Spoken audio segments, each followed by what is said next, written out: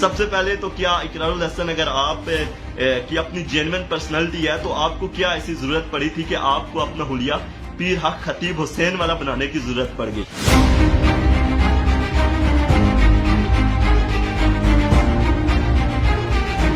اس video کے پیچھے چھپی لابی کیا ہے کہ کیا ایسی بات ہوئی کہ اقرار الحسن کی جو ویڈیو 3 گھنٹے میں، میرے خیال میں ان کی کوئی ایسی ویڈیو نہیں ہے جو اس حد تک گئی ہو کہ چند گھنٹوں کے اندر ملینز کے اندر ویوز کا آنا اور اس پوسٹ کو ایسے بوسٹ ملنا، یہ آپ سمجھ سکتے ہیں کہ اس کے پیچھے پیسہ لگانے والے لوگ کون سے ہیں۔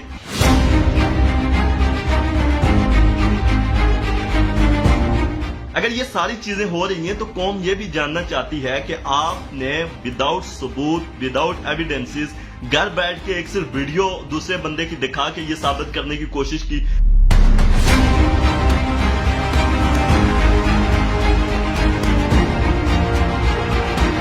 ویڈیو کا مقصد صرف ایک ہی ہے کہ کچھ حیران کر دینے والے انکشافات ہوں گے جن کے اندر آپ سوچنے پہ مجبور ہو جائیں گے کہ اقرار الحسن نے یہ ویڈیو بنائی تو کیوں بنائی۔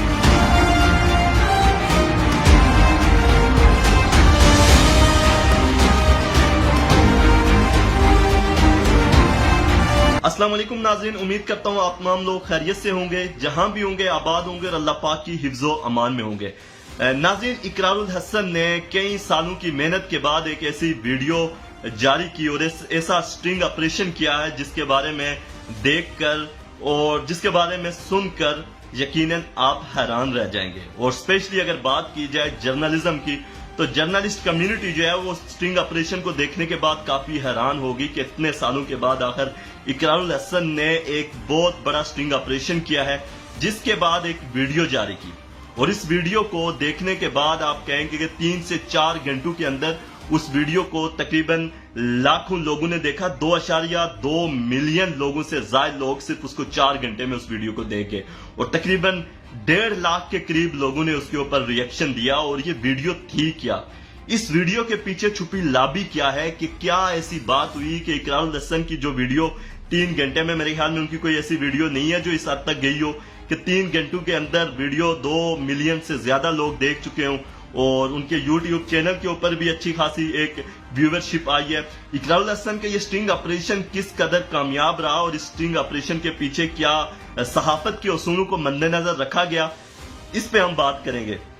سب سے پہلے اقرار الحسن نے پیر حق خطیب حسین بادشاہ جو ہے مری کی شخصیت ہیں، کوٹلی ستیاں کی، اسلام آباد کے اندر بھی ہوتے ہیں، اور بہت زیادہ لوگ آپ میں سے ان کے بارے میں اچھی طرح جانتے ہوں گے کہ ان کی مختلف ویڈیو سوشل میڈیا پہ وائرل ہوتی ہیں جس کے اندر لوگوں کے منہ سے کیلیں نکلتی ہیں، کیا کیا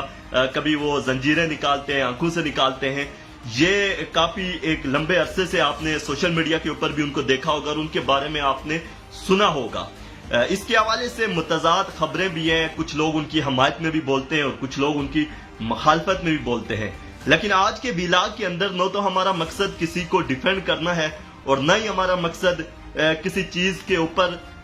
جو سچی بات ہو اس کے اوپر پردہ ڈالنا ہے، بلکہ اس ویڈیو کا مقصد صرف ایک ہی ہے کہ کچھ حیران کر دینے والے انکشافات ہوں گے جن کے اندر آپ سوچنے پہ مجبور ہو جائیں گے کہ اقرار الحسن نے یہ ویڈیو بنائی تو کیوں بنائی۔ آخر کیا وجہ ہوئی کہ اقرار الحسن جو یہ دعویٰ کرتے ہیں کہ سالوں کے بعد یہ ویڈیو کئی سالوں کے بعد میں نے بنائی ہے، اس کے پیچھے کیا وجوہات ہیں،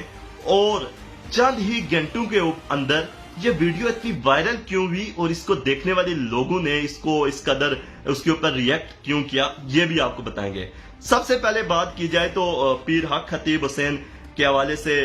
آپ لوگوں نے پہلے دیکھا، میں نے جیسا کہ آپ کو بتایا کہ اقرار الحسن نے ویڈیو اپلوڈ کی، اس ویڈیو کے اندر ایک بڑا سٹرنگ آپریشن کیا انہوں نے، اور سٹرنگ آپریشن یہ اس طرح کا ہے کہ کسی گھر کے اندر باہر کھڑے ہو کر پہلے انہوں نے اپنا حلیہ جو ہے وہ پیر حق خطیب حسین والا بنایا۔ سب سے پہلے تو کیا اقرار الحسن اگر آپ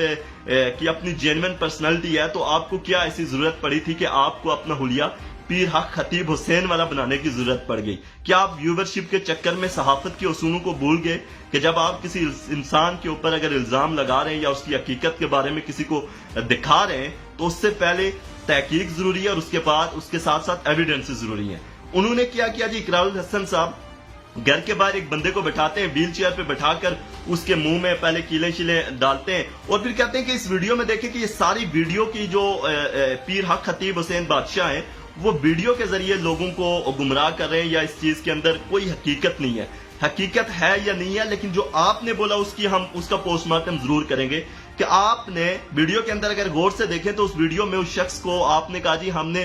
اس بندے کو 1 گو میں کیا ہے. پہلی بات ہے آپ نے 1 گو میں ضرور کیا ہے ویڈیو کو, آپ نے بعد میں بھی یہ کہا, پر اس سے پہلے جو شخص کے اندر آپ نے جس کو کیلیں وغیرہ دے رکھی تھی اور دوسری چیزیں اس نے منہ میں ڈالی ہوئی تھی, اس کا منہ پھولا ہوا تھا, اور اس سے ظاہر یہ لگ رہا ہے کہ آپ نے پہلے کیلیں رکھی ہوئی ہیں. اور کہیں اگر خطیب اگر جھوٹا بھی ہے تو کہیں یا کسی ویڈیو کے اندر آپ یہ مجھے بتا دیں کہ کسی ویڈیو کے اندر منہ میں ایسا لگ رہا ہو کسی بندے کے کہ اس نے منہ کے اندر کوئی چیز رکھی ہوئی ہو جو کیمرے میں نکالی گئی ہو, اور پہلے کیمرہ آپ نے بجائے اس کے زوم پہ رکھتے آپ نے کیمرے کو دور سے کور کیا تاکہ اس کا جو پھولا ہوا منہ ہے وہ نظر نہ آئے. دوسری بات,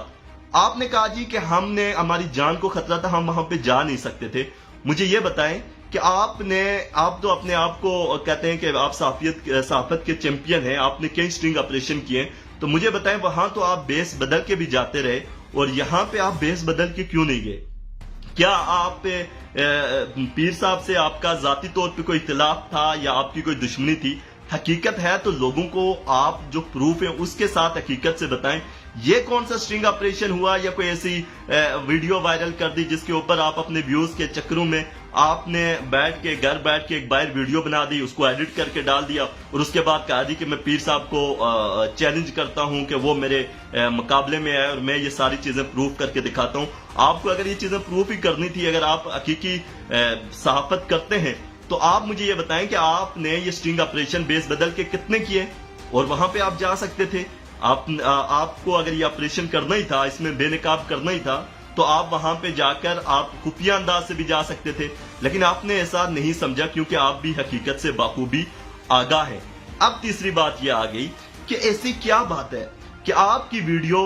چند ہی گھنٹوں کے اندر ملین کو کراس کر جاتی ہے. سوشل میڈیا پہ چلنے والی کون سی ایسی پوسٹیں ہیں جن کو ایک دم وائرل ہونے میں آپ کو کوئی مشکلات پیش نہیں آتی, نہ دقت پیش آتی ہے؟ یہ آپ میں سے دیکھنے والا ہر شخص اچھی طرح جانتا ہے کہ سوشل میڈیا کے اوپر غلبہ کس کا ہے. پیر خطیب حسین سرکار جو ہے, اب آپ کو یہ تو معلوم ہے کہ ایک چیز اگر آپ بے شک ان کے ساتھ اختلاف رکھیں جو ان کی کرامات ہیں, نہ تو میں آج تک